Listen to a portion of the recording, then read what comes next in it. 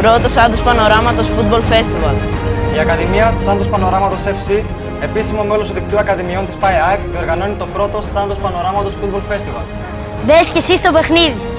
Στα γήπεδα Planet από 8 Ιουνίου ως 8 Ιουλίου για ηλικίες 1998 ως 2009. Ελάτε να γνωρίσετε τη Σάντος και το δίκτυο της ΠΑΕ. Κύριος σκοπός μας είναι η γνωριμία των νεαρών ποδοσφαιριστών με τη φιλοσοφία και το αγωνιστικό πρόγραμμα του δικτύου της ΠΑΕ αλλά και αξιολόγησή τους για την ενσωμάτωση στα αγωνιστικά τμήματα κάθε ηλικίας για τη σεζόν 2015-2016. Σας περιμένουμε στην οικογένειά μας.